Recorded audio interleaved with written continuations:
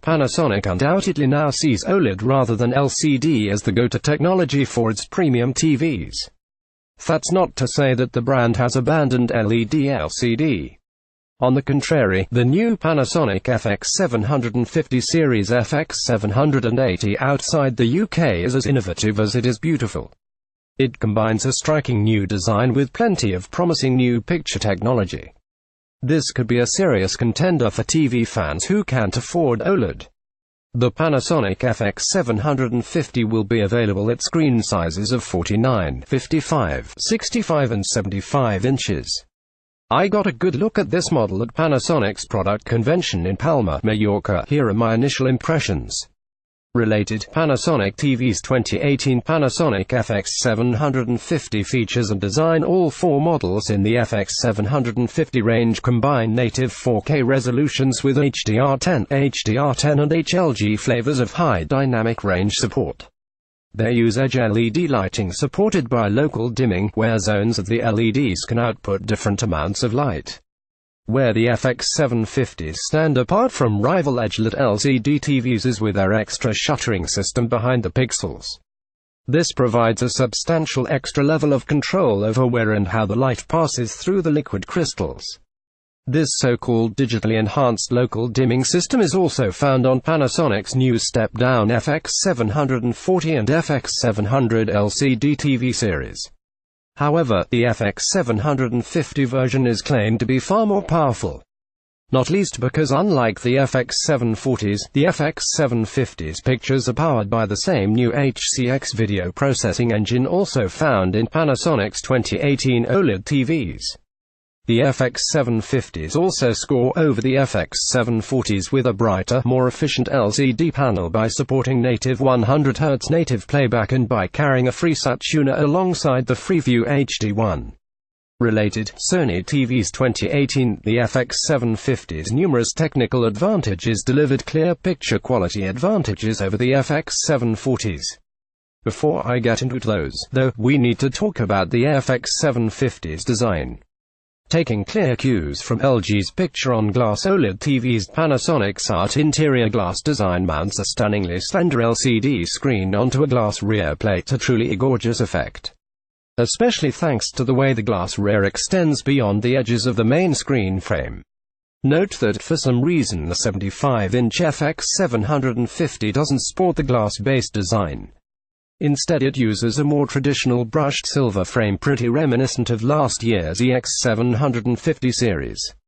Related, Samsung TVs 2018. Panasonic FX750 performance. The first thing that struck me about the FX750's pictures was how much richer and more dynamic their colors looked than those of neighboring FX740s. During a shot containing a vibrant sunset, for instance, the FX750 delivered much more intensity in the red and orange sunset hues. There was also more finesse in the range of tones visible in this sunset picture area, as well as more tonal detail in the sunset's very brightest peaks.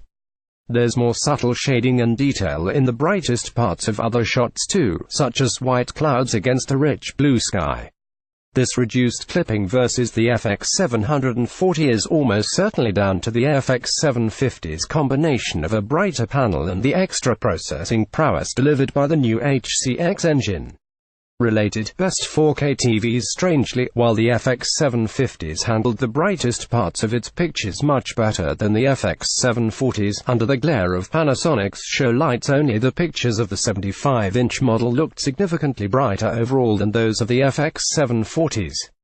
When you also factor in the much more refined and three-dimensional look of the FX750's pictures, though, it serves as an important reminder that it's not always just how much raw brightness a TV pumps out that counts.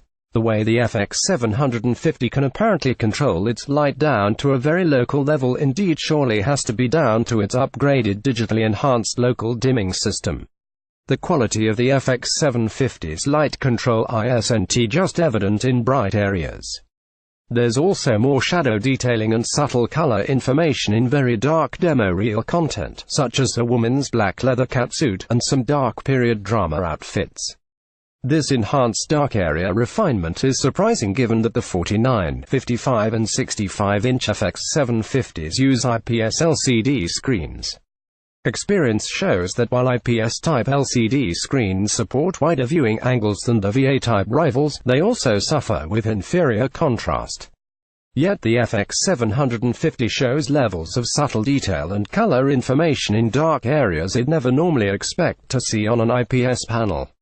Related, Philips TVs 2018. You'll need to see an FX750 under much more controlled light conditions than I could at Panasonic's 2018 product convention before I can comment fully on just how good a job its unique backlight system does of combating IPS's innate contrast problems. But at the very least it seems there's something interesting going on. Note that the 75-inch FX750 uses a VA panel, resulting in markedly different image characteristics. Its images looked significantly brighter than those of the IPS screens, and enjoyed a greater sense of contrast during shots containing a mix of bright and dark content. On the downside, its screen was much more prone to reflections than the smaller IPS models. Also, inevitably, its VA picture lost contrast and color saturation when viewed from an angle, while the IPS screen's images remained largely unaffected. Wrapping up the FX750's improvements over the FX740's next door are slightly cleaner motion handling, especially in terms of unwanted processing side effects, and a generally slightly sharper look to the demo reel's 4K images. Before we all start thinking the FX750 is about to completely rewriting the LCD rulebook, one should say that one or two shots look just about grey enough even in the bright showroom to make me think IPS's inherent flaws haven't been completely overcome. Also, although the FX750 screens are marginally the brightest screens in Panasonic's latest LCD range, they're not in the same brightness league as the brightest screens we've seen from Samsung and Sony. I refer back to my earlier point that raw brightness by itself isn't everything. What you do with that light is at least as important. In the prospect, I'm genuinely hopeful that the FX750 range's light management cleverness and uncompromising processing prowess will make it a truly exciting mid-range LCD TV.